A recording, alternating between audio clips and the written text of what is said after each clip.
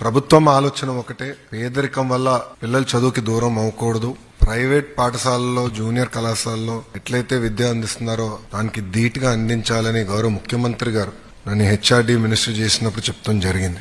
Secretariat లో కూర్చుని మేము అనేక నిర్ణయాలు తీసుకుంటాం, కానీ ఆ నిర్ణయాలు అమలు చేసేటప్పుడు మేము అందరం ఫీల్డ్కి వెళ్తాం. దాంట్లో ఒక నిర్ణయం గవర్నమెంట్ జూనియర్ కళాశాలలో మధ్యాహ్న భోజనం పథకం. నా ఆలోచన ఏంటంటే గతంలో పెట్టాం, మధ్యలో తీయేస్తారు, మళ్ళీ తీసుకురావాలి, అట్లనే నేను ఆలోచించా. కానీ నేను ఎప్పుడైతే పాయకాపురంకి వెళ్ళి చెల్లితో కూర్చుని మాడుతూ ఉన్నాను, ఆమెతో భోంచేస్తూ మాడినప్పుడు ఆమె చెప్పింది, నాకు అమ్మ నాన్న లేరు, మా అమ్మమ్మ నన్ను గత 10 సంవత్సరాలుగా చేపలు అమ్మి చదివిస్తుంది. మీరు ఇచ్చిన భోజనం వల్ల ఈరోజు మా అమ్మమ్మ పైన భారం తగ్గిందని చెప్తాం జరిగింది.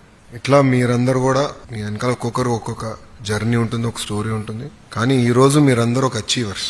గతంలో ఏదైతే ప్రభుత్వ పాఠశాలల్లో మంచి మార్కులు రావు అని ఏదైతే ఆ ముద్ర ఉందో ఆ ముద్రని చెరిపేసిన వ్యక్తులు మీరు. వాస్తవంగా ఒక మాటలో చెప్పాలంటే ఇక్కడున్న మీరు ఆంధ్ర రాష్ట్ర ప్రభుత్వాన్ని, ప్రభుత్వ విద్య పరువుని కాపాడిన వాళ్ళు అవుతారు. You are all our brand ambassadors today.